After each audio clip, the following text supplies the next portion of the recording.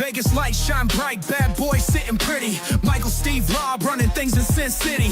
Podcast blazing truth, rhyming hard and witty. Three kings on the mic, Vegas life gets gritty. Matt Michaels dropping bombs, quick wit, no filter. Sin City's own, blending gold with the silver. Steve taking notes, every word's a thriller. Rob's on the tracks, beats cold like a chiller. Badboyz a podcast, raw truth they broadcast. Speaking facts so fast, haters coming dead last. Las Vegas legends, three amigos top class. Mic in hand, setting fire, never outclassed.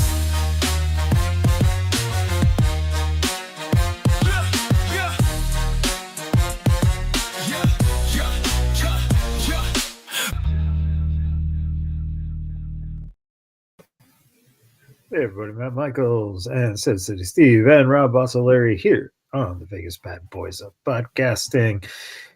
All right, it's been some wrestling this week. Just a little bit. Well, future champions. Some stuff happened. Yeah, we'll start with this. Some blood and guts. All right. So they can't get war games, so we just use the obvious blood and guts because that's what you get when you put two cages together and two rings together. You get a lot of blood and a lot of guts. And these guys winning the men's match and, of course, this thing about Hitchcock using chocolate sauce for blood and Psycho. And I just think that's all right. So what you guys think of the men's match? Honestly, dude, I thought that, there were times that it was like, oh shit, this is pushing the boundaries. But the thing that stood out to me, obviously, you can make the comments however you will about, Darby taking the press slam through the flaming table. You can, make the comments about the repeated fork strikes to Kyle O'Reilly. But one thing that I think that they did with this match was they were actually, with the violence, they were able to tell a story, both with this match and with the women's match. You see Kyle O'Reilly, of all people, somebody that's a glorified jobber, or at least has been in the past. He's had a pretty good string of matches with Jon Moxley. And in both of those matches, Moxley has resorted to, either throwing a punch at the referee to get out of the match when it was obvious that, he was outmatched with his wrestling ability by Kyle O'Reilly. And so they put a really nice kind of a button hook on that and, button that whole story up nicely by, of all people, Kyle O'Reilly making Moxley tap out after all of the other Death Riders had been, laid to waste. Everybody else is, neutralized.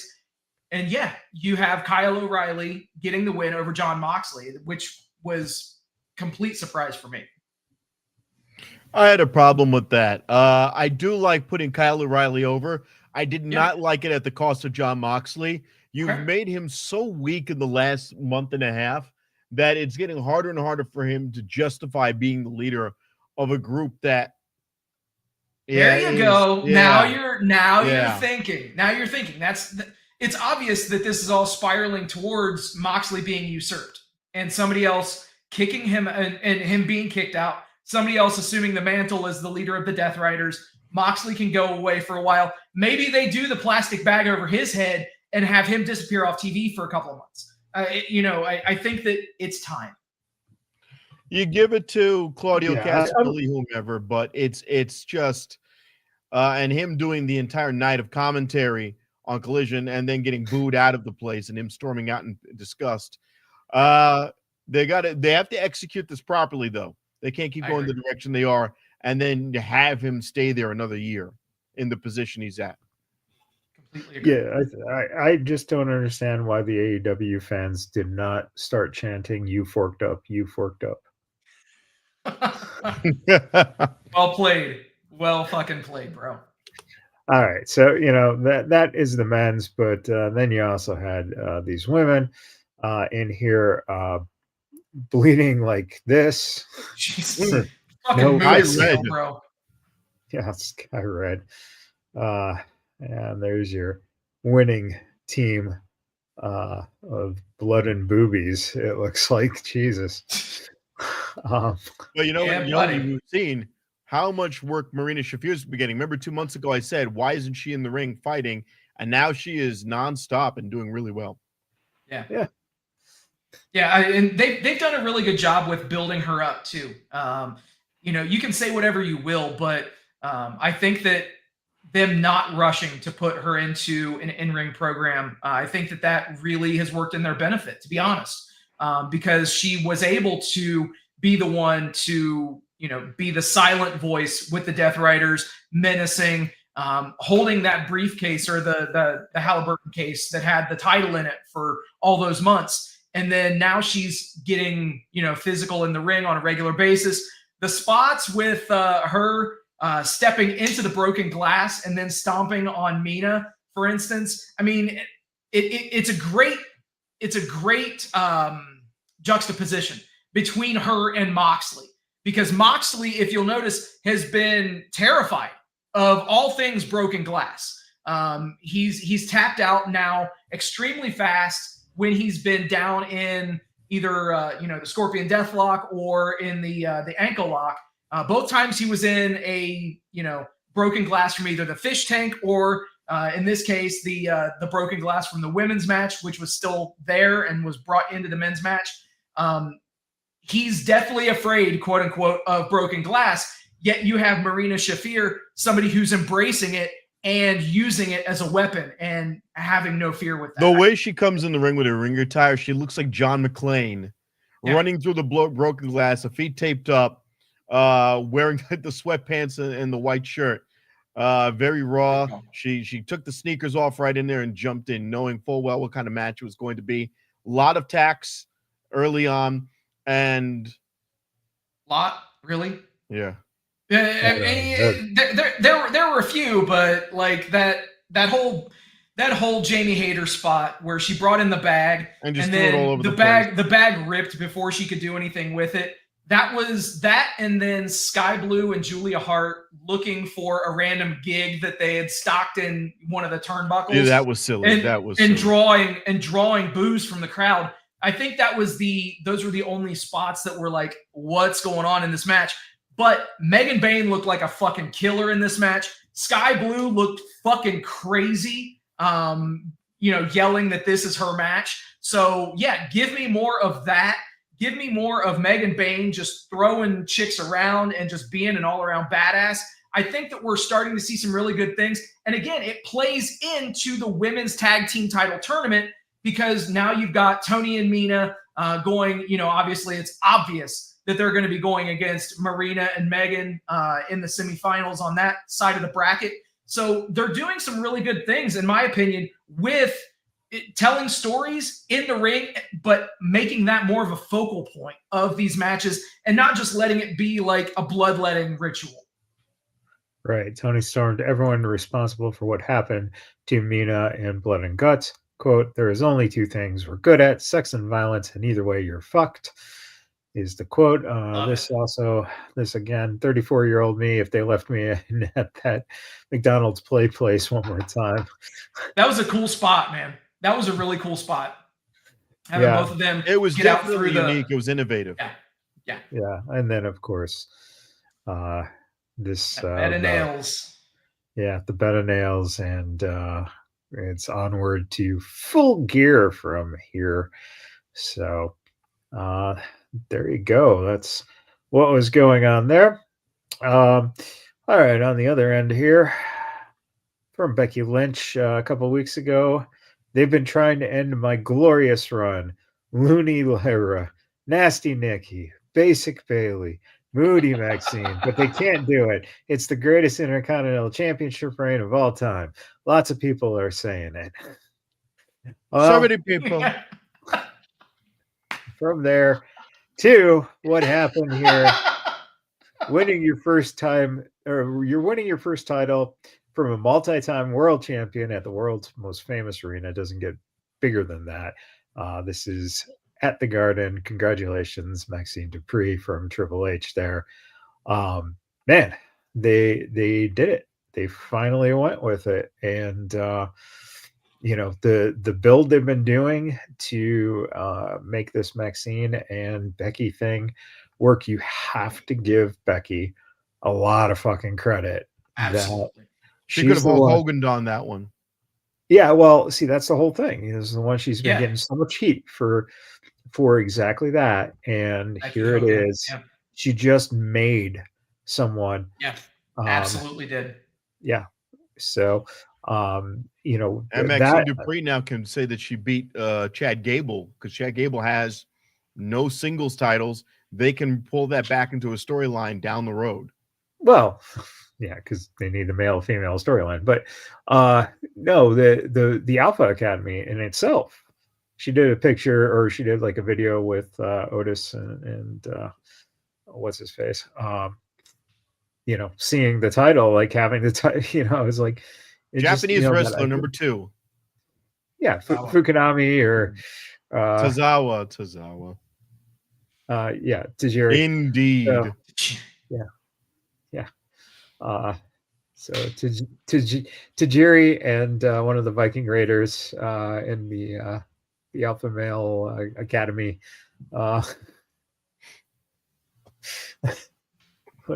Whatever it is, Maxine Dupree's got a title now. So yes, congratulations. Props to her on that, and props to WWE for pulling the trigger. Genuinely, I mean, I think that it's obvious if you just watch Maxine in the ring, just how committed she's been to getting better in the ring. It shows. If you look at a match that she did a year ago, hell, even 6 months ago, compared to what she's doing now and what she did in that match with Becky, I think that yes, Becky has to be commended because she made her look like $1 million, but it is a true testament to Maxine Dupree. And it just shows if you work hard and you bust your ass and you give it everything you got, you're going to get better. It's just a matter of time. And good on them for giving her that runway so that she could actually show how much better she's gotten. I also like the use of AJ Lee. It Yes. puts some rocket fuel underneath Maxine Dupree. It's a super happy moment, and it gives more credence to a future with AJ Lee back in the company, even if it's for a slight run. Well, and obviously they're building towards eventually that AJ and Punk versus Seth and Becky. There's no doubt there's money there. That's just a great pairing. MSG also saw the continuation of the Cena tournament for the last opponent and John Cena's last appearance in said arena. Now with that, let me pull a little focus here to this man right here. Matt Cardona, about 2 weeks ago, won the Juggalo Championship Wrestling heavyweight title at Lunacy Taping in Detroit. And then, of course, this week, Matt Cardona shows up in NXT. NXT, never mind. Yeah, which was great.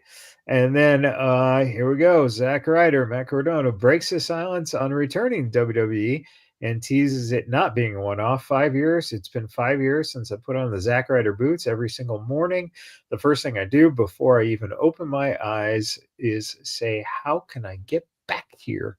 What do I have to do to get back here to WWE? I busted my butt for the past 5 years. Indie God, the complete, all for this opportunity right now.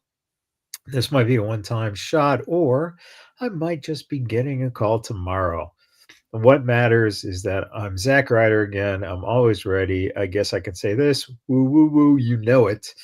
And that was via the WWE YouTube. And this thing here, Zack Ryder, always ready.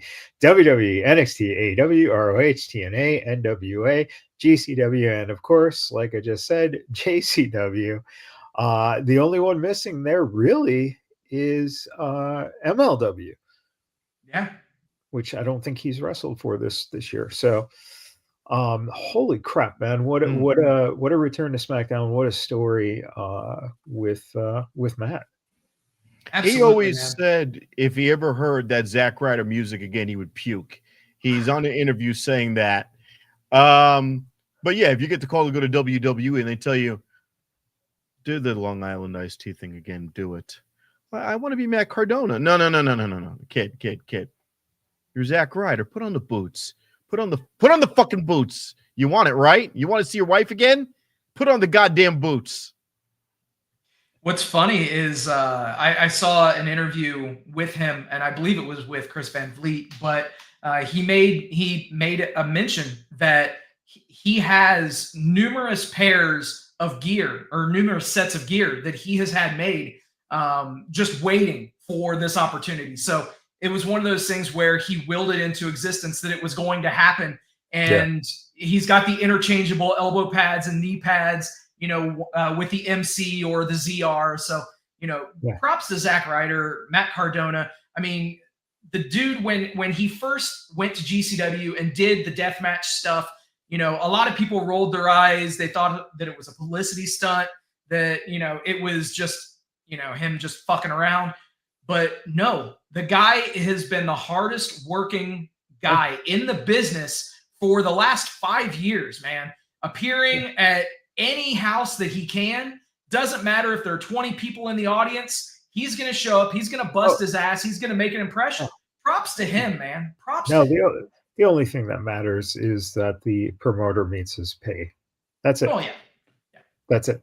He'll wrestle anywhere, but you do have to meet his figures, and absolutely, it's a pricey figure for an indie, for an indie wrestler. So, he's got the indies and he's got the nostalgia all going at the same time. It's worth it. And if you can pair him up with his wife down the road, why not? Bingo.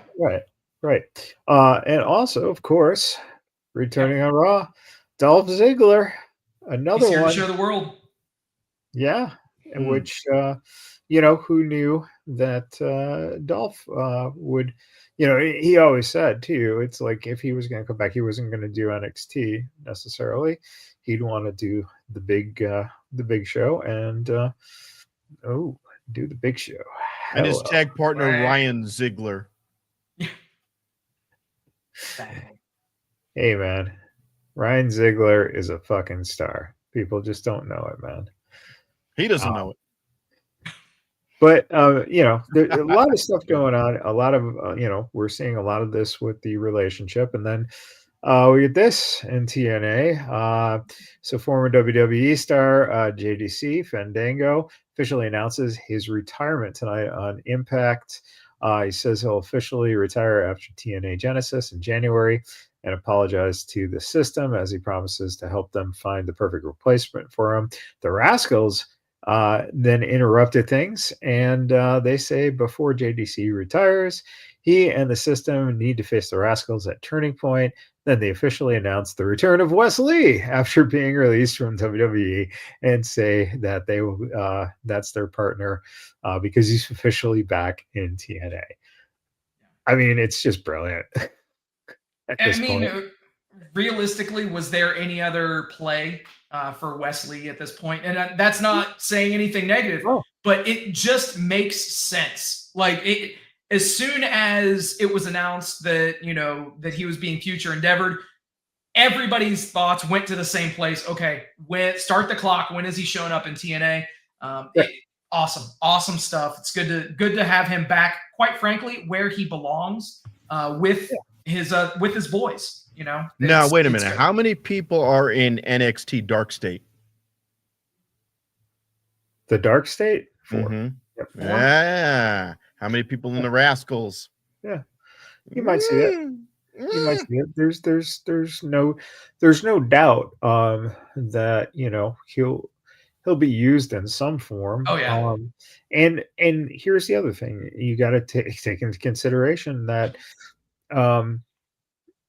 with those opportunities there, they can release guys on that level and they can go back to TNA or go into TNA for the first time and still get the opportunity to wrestle on NXT. So, I mean, that's one of the things the relationship lends to. I think this man right here, who is the new TNA world champion, congratulations to Frankie Kazarian. Congrats, man. Right place, wrong time. Yeah, well, you know what? But you don't know why yet. I think that Steve, you are onto something. Yeah. Potentially with a television deal, could very well be. Well, I mean, the thing that we don't know as fans is, it's been rumored that AMC Networks is Right. the most probable landing spot for TNA. Right. Which now keep in mind, they don't just have AMC; they have like 5 or 6 different networks under that umbrella. But regardless, you have to wonder if the network had their choice and they decided that Kazarian should be the guy that is holding the title when they start the show. I personally, as a fan, I'm not a big fan of them having Santana chase for a year and then on his first defense you take the title from him. Right. Not a fan of that booking. I obviously it remains to be seen the reasons why. And if it could be that they just want to have Santana on the chase, and they feel that he's better suited for the chase as opposed to holding the championship. But I think that was just a huge missed opportunity. You could have easily had Santana hold that title. The guy's gotten exponentially better on the mic. Everybody always said that Ortiz had the charisma, had the it factor. Whatever kind of vernacular that you wanted to use out of that tag team, and Santana was the work guy. I think that Santana's done an excellent job of reinventing himself, showing what he can do, obviously in the ring, but also with the microphone. And he's got to hold that title again soon, man. It's just a matter of time with him. Too soon. First title defense, it makes him look weak overall. Again, it's wrestling where everyone's fickle. They'll forget. If you can frame it and do the chase right, but then doesn't Nick Nemeth also have that call your shot title that he's sharing with that he shared with Frankie Kazarian that he could pop at any moment? No, because they both wasn't that used? No, he still has it. Because I was watching TNA and they said he still has it. I don't know. I thought Kazarian was the only one who had it, but whatever. No, there was a double at the end of that. At the end of that, they gave them gave it to both guys. Oh, okay. So it was a lesbian finish. Okay.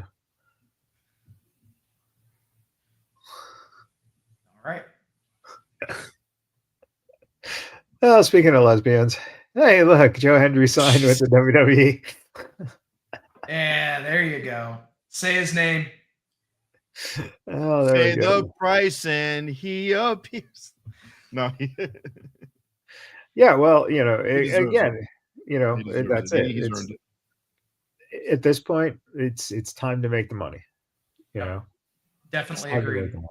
So put the machine behind him. Put the TKO machine behind him, and yeah, he can make a lot of money as a babyface draw, not just in NXT as they've been showing, but also when inevitably he makes it to the main roster.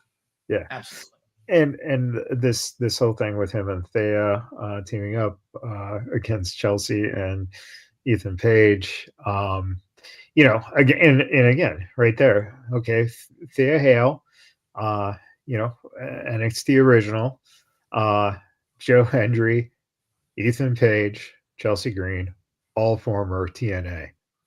So if you want to talk about the influence TNA has had over the past 5 years or so, in terms of people who have ended up either going through AEW then to WWE or from TNA to WWE, it's astounding. It's crazy. So, but again, another TNA once Dixie sold what I think majority shareholding. I think she's got like 5%. Yeah, I don't know. I don't know if she has anything. But the idea with what Scott Demora created was essentially a product that was something that was you could learn how to do the style of wrestling, the style of television that feeds into the WWE. You know, it wasn't the same full rundown, but you know, as NXT was building, you also had TNA, which had the same feel. So if you couldn't get into NXT, TNA was a great alternative. And look at how many people have now been able to cross over. So that's pretty awesome right there. And then NXT's Hank and Tank defeated Tanaka and what is it? Takashi Segura. There you go, Takashi. Yep. To win the GHC Tag Team Championship at Noah. So it's like WWE's in Japan now too. I feel like we've been here before 40 years earlier now, where they're just in every territory. Yeah. I mean, it's one of those things, man. Like, realistically, though, this is pretty interesting, because if you're gonna have NXT talents going to obviously, you know, we've seen AAA and now we're seeing Noah. Yeah, you're definitely seeing the NXT or even WWE main roster talent getting additional seasoning by going to these other promotions in these other countries, and almost like an excursion, which Japanese wrestlers have been doing for years, especially as prolific in New Japan, where they'll graduate from the dojo, and then as soon as they're done with the dojo, they'll go to a U.S.-based promotion on some sort of an agreement, get some seasoning in a completely different part of the world with a completely different audience where nobody knows them. That allows them to work on a character, build that up, you know, create their persona or make it better. And now we're starting to see more of that. And surprisingly enough, WWE and TKO utilizing that same type of a blueprint for their own talents. It's extremely smart, and something that, quite frankly, I didn't think that we would see on a regular basis. But here we are, 2025, almost 2026. It's awesome. Yeah, absolutely. And then this happened. We had the ID belt for the women in WWE. It was vacated, and our own Brittany Brooks, along with Erica Demia, T.R. James, and Notorious Mimi, fought for that, and I believe it was T.R. James who ended up winning that belt just the other day. So a lot of things going on with that. Very cool. Yeah. Okay.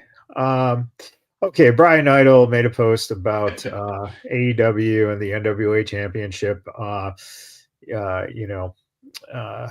And then Tony responded this week about it, you know, being no disrespect, having seen it and stuff. What's your feeling, Steve and Rob, on the idea of this new title and the NWA and lineage, etc.? This is stupid. The title exists somewhere else actively. There's a champion already. This is stupid. The end. Yeah. And I hate being the repeater guy, but I would agree 100% with you, Rob, on that. I think that I don't have a problem with them introducing the championship. And to be honest, I don't even mind that they're calling it the national championship. That's fine. But to completely try and hijack a title lineage, which has never been in your promotion before, I think that that's a really big misstep. I think that, Tony meant well with this, but the mere fact that there already is an NWA national championship, it is still in circulation and it is being defended in the NWA. I think that there's a miscalculation there. And above all, let's be real. And I know that we hit on this last week, I think it was, but there are way too many fucking championships as is in AEW. They don't need another championship. Even if this is going to be a traveling title like what we saw with the International Championship or the All Atlantic Championship when it was first brought in, and strictly being used in indie promotions or satellite promotions, I think that that's good as long as we never split that unified championship, because if that ever happens, then that's a clusterfuck just waiting to happen. The international title and the continental title should never be split, and they need to rename that unified championship to something that doesn't suck. I don't know, maybe like the Intercontinental Championship. If you were going to call it the unified champion, what did it unify into? You know, and that's what I'm saying. It's confusing. The first time out, if you said the Intercontinental Unified Champion and then just the Intercontinental, done. You've got a belt with a bunch of flags on it. The thing is stupid. And then you reintroduce, you split it all over again. To me, this is no different from WWE having a World Heavyweight Universal Champion and then next week going, you're the World Champion. Yeah, I know I am. No, you're not.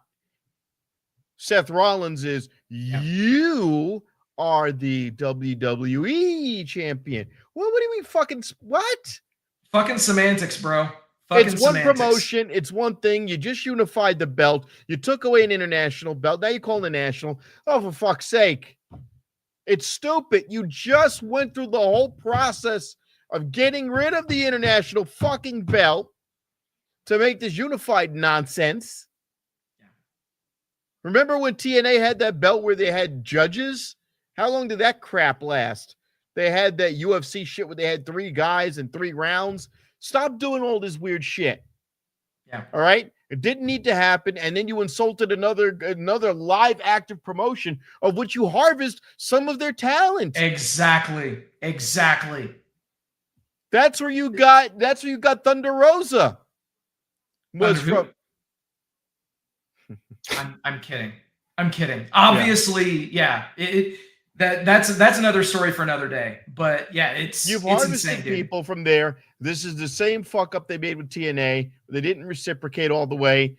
Now all the TNA stars are like, it's the pipeline right to WWE. TNA has become the pipeline straight to WWE. Yeah, your stars are either going across. And AEW is just like, hey, we don't need you. See that wrestler over there for WWE who just retired? Check it out. I got some plans for Mr. Cope. Oh, he's out? All right. I got some plans for Mr. All right, never. I've got some plans from Claudio Castagnoli. All right. Leave that when I see it. Hey. Did they have a guy who's getting ready to fly the coop? Little style clash right there. He owns the name, right? Yep. I don't want to call him like Aaron Jones Lee or some bullshit. Nope. All right, cool. He owns the name. All right, Definitely get him. Owns the name. Get him. I don't think that's gonna happen, bro. As much as I would love to see AJ Styles in an AEW ring, not gonna happen. All right, can we get that Michael Jackson dancing one and use him for a couple of weeks? Oh, he's gone over to NXT. Damn it. I'm being facetious. I know he didn't. I was going to say, shit, I'd love to see Santana in AEW. I don't know about you, bro. He was in AEW. God damn it. Well, look what happened to him now. Santana Jackson. Fuck. That's right. Michael. Yeah, that's right. Michael Santana Jackson. We had. Wow. Wow. His name is Michael, God damn it. We had him. We made him proud and we made him powerful. And now look at him. Okay, and then Stevie Richards said Logan Paul is easily much better than every single AEW star. I'm going to say it easy. Logan Paul is better than everybody in AEW. So, okay. John Moxley, yes. Darby Allin, Will Ospreay, yes. Sir Strickland, yes. Kenny Omega, Young Bucks, yes. He's a character. I can hate him or love Logan Paul. Every bit athletic, has them all. He's proven it. He doesn't debut all 12 moves at the same time. It doesn't give you everything. He makes something special happen in a Logan Paul match every time. consistently creates memorable moments every single time in the ring. That's Stevie Richards' take. Uh, Steve? He's good. He's not better than MJF on the mic, but he's good. Agreed. And, I got to say this about Stevie Richards, man. Grifting ain't easy. Grifting ain't easy. Because, if he would have, and I think that, as was said by somebody who rocks our gear on, and we have video proof of it, Dave Meltzer himself actually mentioned on Twitter that it's a bit of a disingenuous thing, because if he's just going to mention AEW, then that's him spotlighting that. Let's be real. I've pounded the drum for Logan Paul on this show. Quite frankly, I think he's better than over half the people in TNA, half the people in CMLL, half the people in New Japan, half the people in virtually every promotion on the planet. And yes, half better than half the people in AEW. I will say that.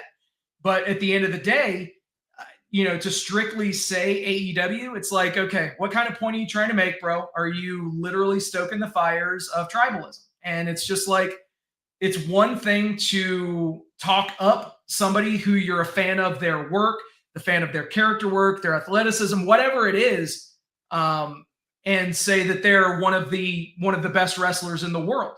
But if you spotlight it and you say he's better than everybody in AEW, bro, you just sitting there watching Jim Cornette, or what the fuck? He's good. He has been lighter on the mic as of late, Logan Paul. Good. His in-ring ability was amazing right out of the gate. We saw how creative he was in the Royal Rumble when he did that coast to coast against Ricochet. The spear against Ricochet, yeah.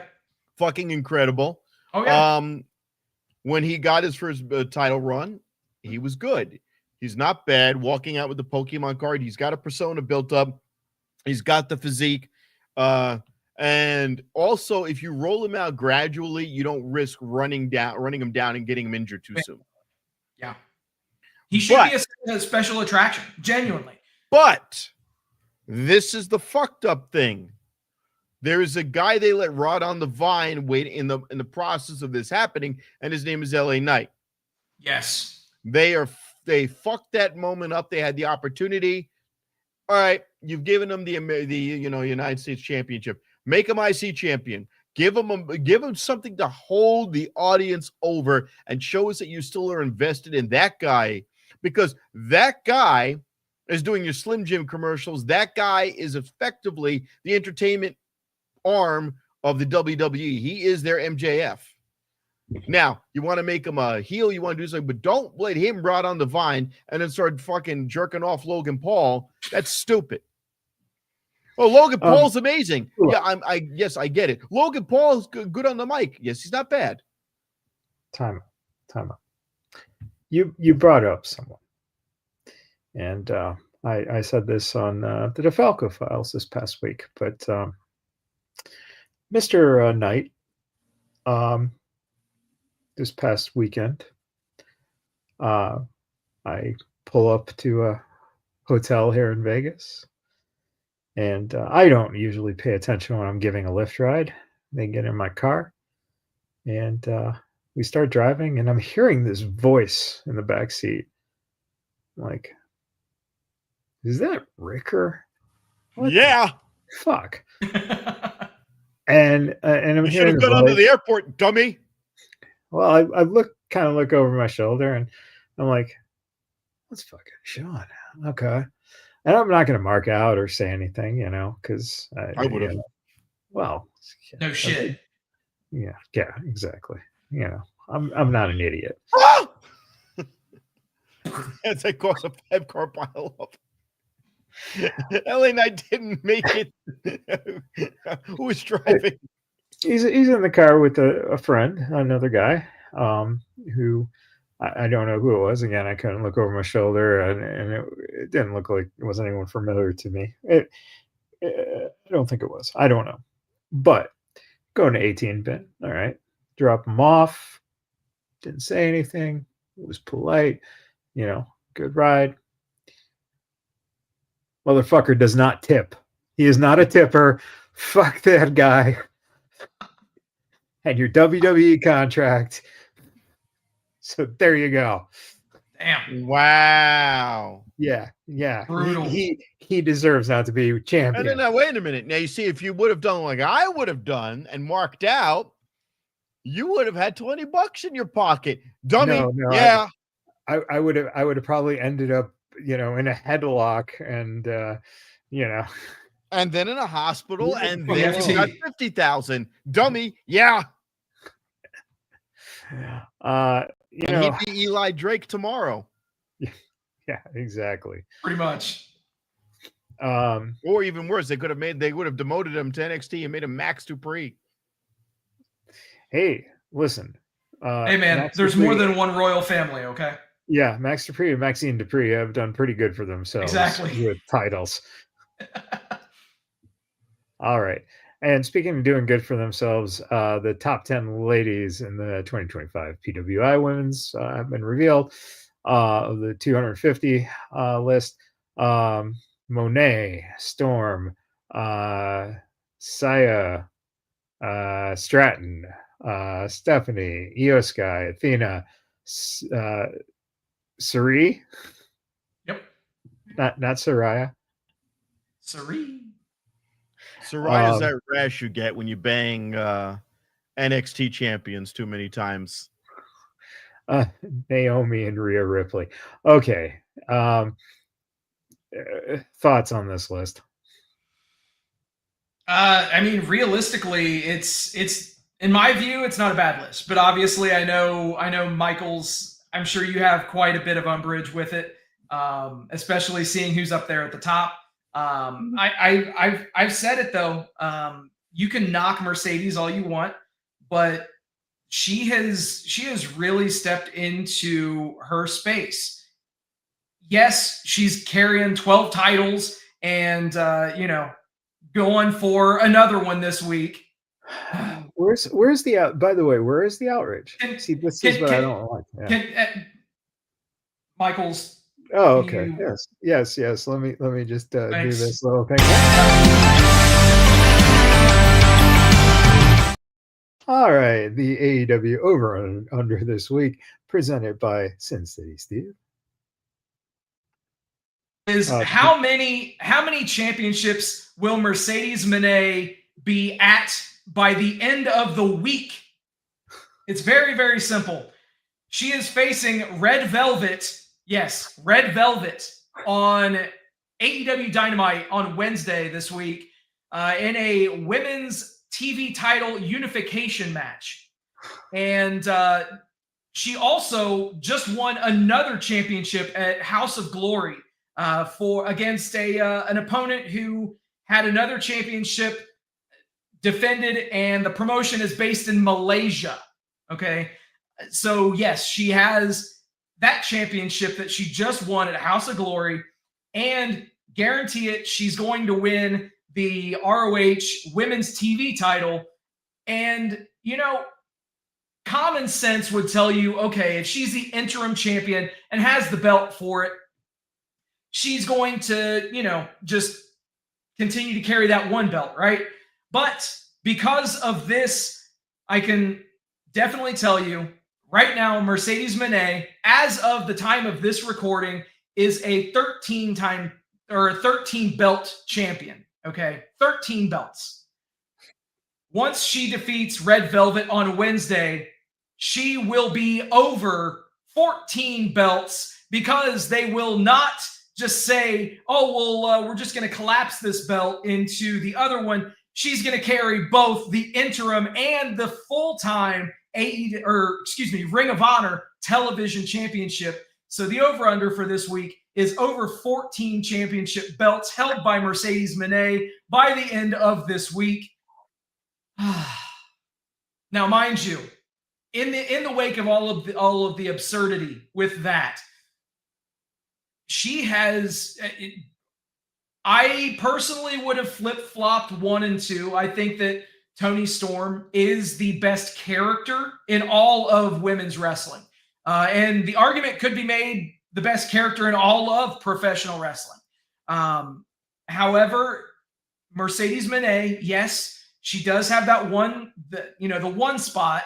And correct me if I'm wrong, but PWI has a slight tinge of kayfabe built into it. So if that's the case, then it makes even more sense because she's the champion of 13 different promotions at this point. So she kind of kayfabe wise earned that number one spot. And even disregarding kayfabe, I think that she does deserve to be at the top of the list because of the work that she's done in ring, as well as character building and what they've done in almost building that women's division around her. I hope she doesn't fucking beat Statlander at Full Gear, but I think we all know what's going to happen, very sadly. Yeah. The only thing I have issue with is the fact that on numerous occasions now, the words have been uttered. Io Sky is the best wrestler, Yes, women's wrestler. And so to have her at 6, Monet at 1 and her at 6 is tragic. I think that you're talking that Io needs to be top. Io needs to be top 3. Yeah, I think Storm 1 and EO 2 is what we're looking at. And then you can argue Monet, Stratton, and I think and Monet, Stratton, and possibly Stephanie. I think Stephanie might be a little high on this list. I think so too. Yeah. I see Stephanie right around 10. Now, granted, next year, 2026, if she continues the trajectory that she's been on, I think that she'll easily be top 5 for 2026 for sure. Yeah. Yeah. No, and by that, I mean top 3. Right. Yeah. Yep. All right. Well, that's our little thing there. And here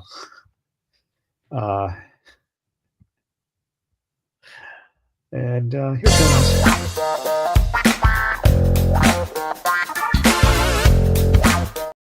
All right, Mr. President, time to pontificate.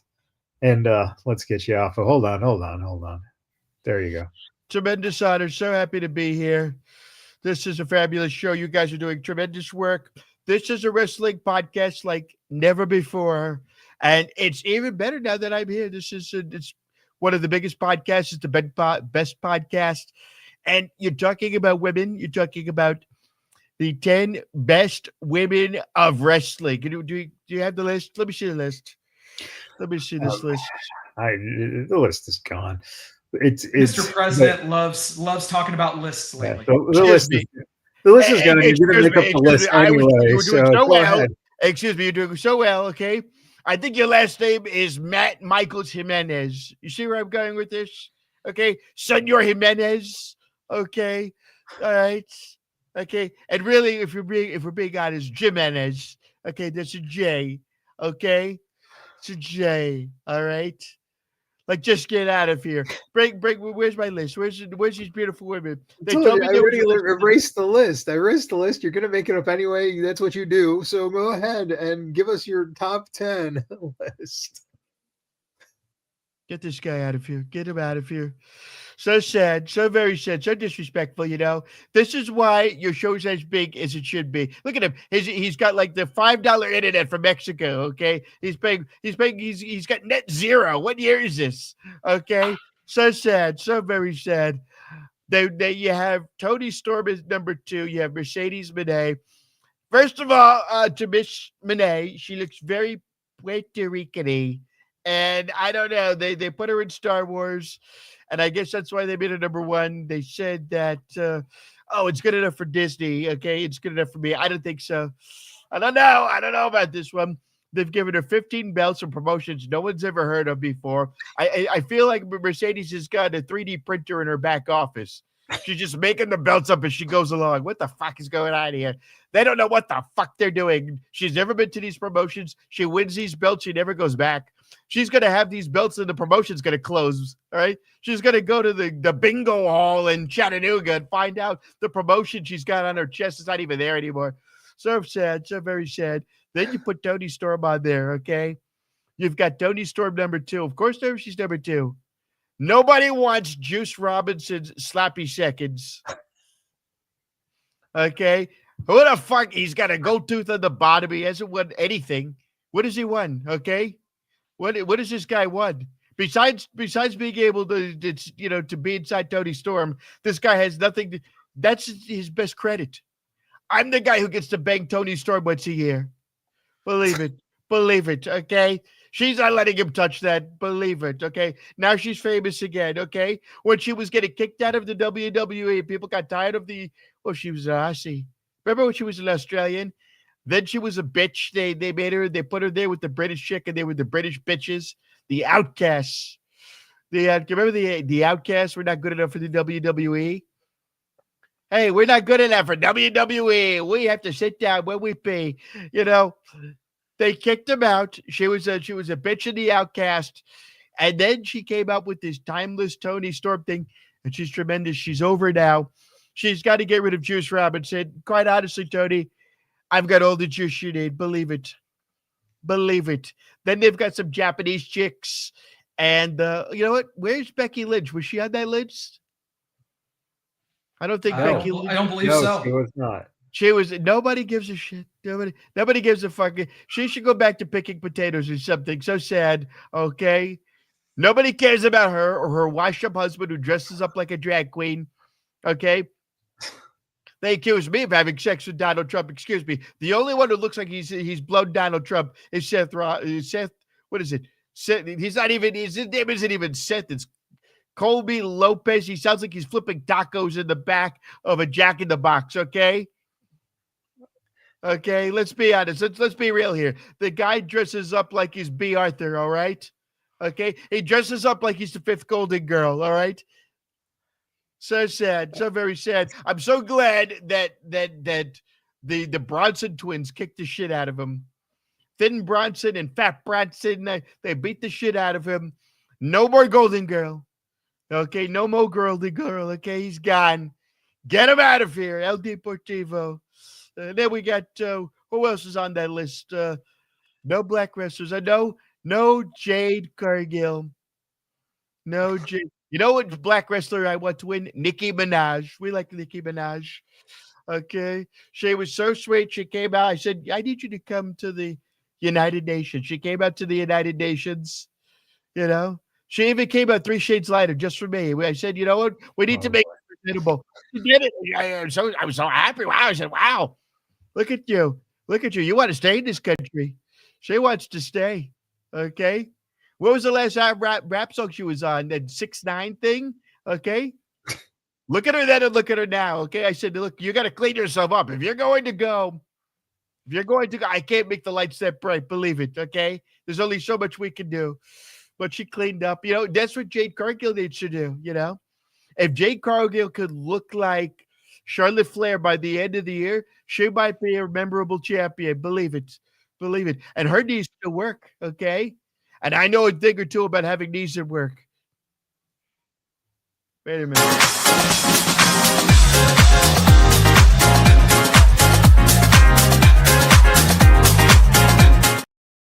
All right. To take an internet dump. Oh my God. Hey everybody. Happy Stone Cold Steve Autumn. That time of year again. Catching up here. Lita dressed as Elvira for Halloween. Oof. Wow. No, hold on. Hold on. You okay to what? Oh, yeah. Okay.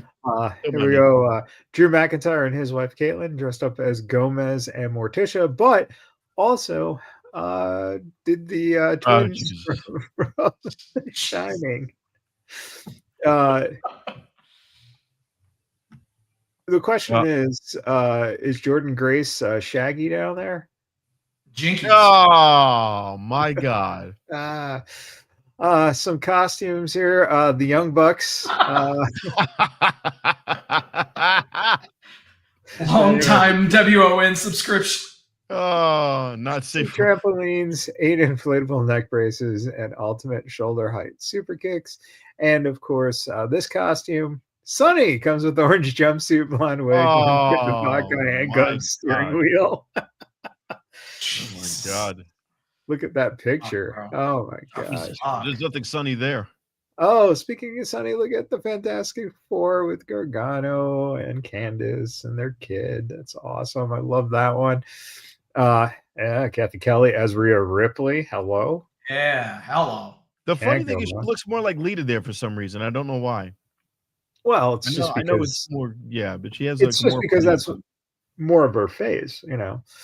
I mean, she'd have to go a little more extreme to look like Rhea. And then there we go. Gotham Vice City for Lola Vice. Can't go wrong What a with mercy. that. Right? What's the name of the show again? Badboyz. Yeah, man, look at Yeah. that. Yeah. Uh-huh. Anyone got a stick of butter?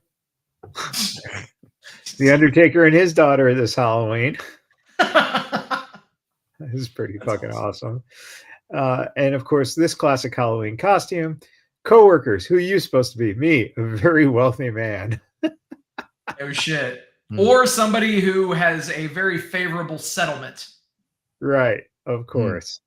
And of course, Intelligent Baby Champion, a classic from 10 years ago from the Iron Sheik.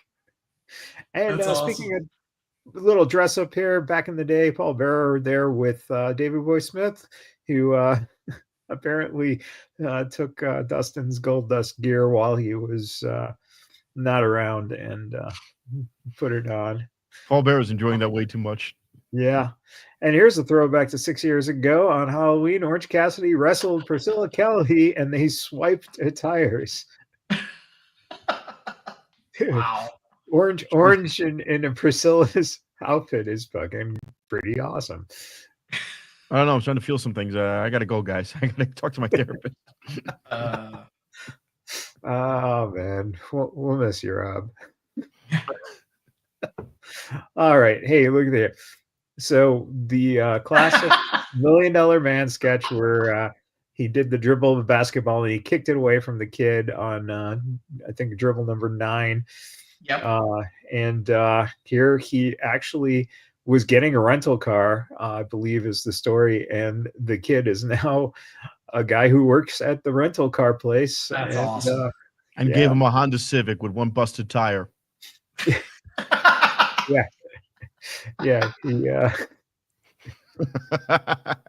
He got his revenge on the $1 Million Hey, man, what's Man. that smell?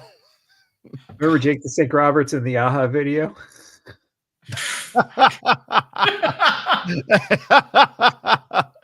Oh God, that's good. And then how we unfriended people back in the 90s, kicking them through a barbershop window. Hell yeah. And speaking of Sean, how about Elton Sean? Elton Sean? He wishes he had hair like that. Oh man, this guy Oh looks familiar. God. Brian Armstrong back in the days pre-Road Dog and WCW. Oh my God. Yo, double G. And how about this from the WWF back in the day? Shit. Peter Motts, or better known as Perry Saturn. Yep. It looks like Drew McIntyre today. Yeah, well, And how about this handsome fellow? Bill Goldberg back in the day. God. What the heck is that on his head? Looks like a different fucking person entirely, bro. It looks like he wants to sell me a used car. Or take your Guido sister on a date. Exactly. Both. It's like the Jewish guy looking like he wants to be Italian. You know that guy's got season tickets to the Jets. Yeah, exactly. And speaking of Bill, undefeated streak in WCW. You guys always act like you're better than me. Speaking about 34 and Bo, the undefeated streak from 900 plus for Asuka, and undefeated streak at WrestleMania with the Undertaker. And going a little bit further on this Goldberg shirt here from Temu. Fuck. Nice. Good Very old nice. Temu with the Bret Hart picture on a Bill Goldberg That's awesome. shirt. I want that shirt now. I so want that shirt. The best friends were spouted out together. Festival of Friendship is back. I love to see it with Kevin Owens and Chris Jericho out on town. Congratulations, Rusev and Lana. They're expecting a child together. Unfortunately, it's Damian Priest's. I knew it. I knew you. Yep. And this. So apparently, this is something that Ricochet posted about his wife. She's got 1 year left before I decide where she can work, or I might decide that she has to stay home again. Either way, it's my decision where she goes, not hers. This guy's our neighbor, by the way. Yeah, Trevor. Yeah, Trevor. Don't work yourself into a shoot there, Michaels. Oh no, I'm not. I think it's hysterical that he posted it. Straight up, heel Ricochet is one of the greatest things that we've seen in years. He was bland as shit in WWE. Anybody can say that. He has been anything but that since going to AEW. So I think that they're in both instances, right? It's obvious Cody was meant for WWE. Yeah. Just like how Ricochet has really stepped into his own since he went to AEW. So I think that it's all about the right fit. Yeah, and speaking about the right fit, I think that there are certain people who are just meant to be AEW fans, and the new mayor of New York is one. Hey, well, Donnie, a socialist, is an AEW fan. So of course he is. Of course we want everybody in this city of New York to have a choice in which wrestling promotion they watch. Okay, that is called wrestling equity. Just moments like that make me smile. This is so funny. All right. Well played, Michaels. Dear Triple H and WWE, for the love of the 80s, please give us the tag team Knight Rider. Of course. Yes. Why not? That would be so Why good. not? Like, genuinely, why the fuck not? Why? The merch, they're not doing anything with LA Knight. Let's be real. Yeah. They're not doing anything with Ricker. And Matt Cardona, Zack Ryder, whatever nomenclature you want to use, the guy is good. We've already said how awesome he is. Why not put the two of them together? Like, I know that it's a joke, Knight Rider, haha, it's funny, but legit, like, it's their personality. It's a good pairing. It's a good pairing. So my feeling is put them together, make that merchandise money so that Ricker can start tipping on his lift ride. Absolutely. Me pretending I didn't just hear the bouncer tell me to put my shirt back on. Andre drinking that beer. Hey, Liv Morgan was at the Stranger Things premiere. That was last week. Yeah. Well, get to the one we really want to see. The one we really want to see? Okay. Hey, no one's ever been cummed on like that before. Creamed on, sorry. Creamed. Nikki Bella shares her excitement after the Philadelphia Eagles won. Hello. Jesus. Kind of cold in the room. A little bit. Mickie James thought she would receive praise from Mr. McMahon on finger-licking spot from WrestleMania 22. Quote, I thought I was going to get the biggest hug of a lifetime. Got back through the curtain and Vince was pissed. Like, that was crass. We're a publicly traded company. What were you thinking? Of all fucking people, Vince McMahon to say that shit. Oh, my God. Get fucked. If anyone's going to lick pussy, it's going to be me. Exactly. Speaking of, here's CM Punk and AJ Lee. Oh, God. That's oh, fuck, bro. That's the soon you won't be able to see her. That's the Grumpy Granny or something, viral sensation after Raw. He ended up giving her a hug. This is true. There's only an age difference of 3 days between these two. Now that was Miley Cyrus's brother on Hannah Montana. Oh my God. They are literally 3 days apart in age. Holy shit. That's how. What did they give this kid? What's fucking going on in Disney? I don't know, man. I mean, he's a huge kid, man. Maybe in that tank conservatives are top. right. You shouldn't be putting out hormone blockers. Oh, I thought you were talking about the huge Disney kid in the tank top. Wait, there's someone in a tank top? Well, he's actually holding a belt. Which I love. I love that Cena posted that picture. That was just amazing.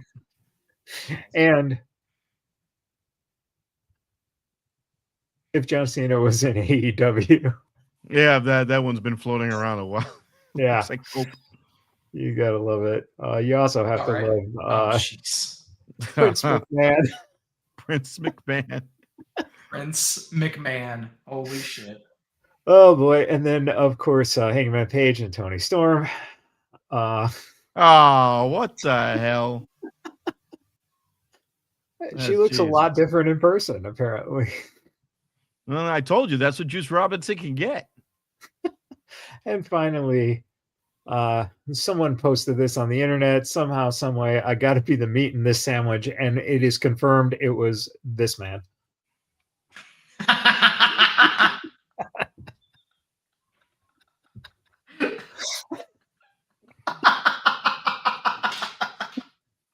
Oh yeah. Oh boy. All right. Finally, Rob, what you got going on? All right. Friday, NUWU, NUWU. You'll see me there. It's a Gabe Lopez show, and that is on the north side of town. Wednesday, a little bit closer. That'd be tomorrow night. I will be at Ola BB 1115 South Casino Center Drive. Nice.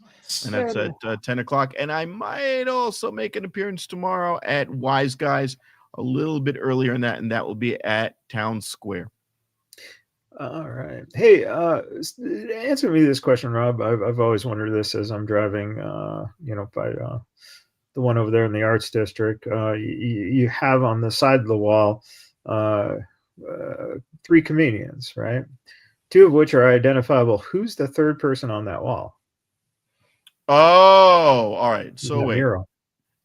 So you're talking about the old Wise Guys. That's the old Wise Guys. So on the left, you've got Whoopi Goldberg and Don Rickles. On the right, you've got you've got Richard Pryor. You've got Joan Rivers. Right. And then Pauly Shore is on there. Is that and the reason why Pauly Shore is on there is because he is part owner of Wise Guys Comedy Club. Wow. Pauly could have picked a more Pauly Shore picture to represent himself with.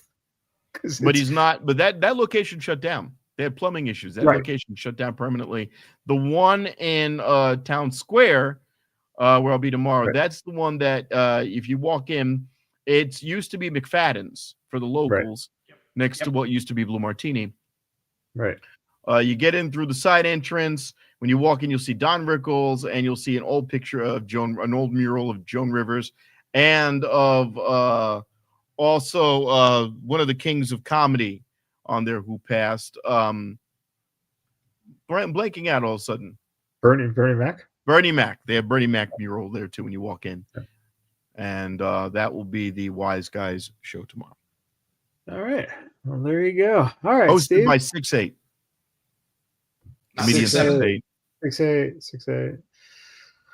6'8". Steve, what do you got to say? All right. Hey, just want to say thank you to everybody for hanging out with us tonight. Thank you for liking, sharing, subscribing, doing all the stuff that you guys do. We appreciate each and every one of you. Also, very special thank you to all the brave men and women serving this country, whether you're doing it on lands foreign or domestic. Thank you for doing what you do so that we can do what we love to do. And last but not least, repsports.com, reppsports.com. Go there for all your pre-workout, weight loss, and general energy needs. Repsports.com. Use promo code Vegas at checkout and save yourself 10%. There you go. They held back on a lot of what they could do. Dude. Yeah, we did. Well, it's late. I think that we've all earned a little kickback time where we can change into our PJs and rock out in our very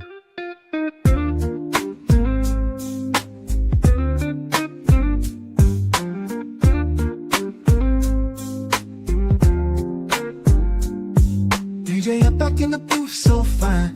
White fuzzy slippers on the low-key rhyme. Spinning records till the break of dawn. And those slippers, he got it going on.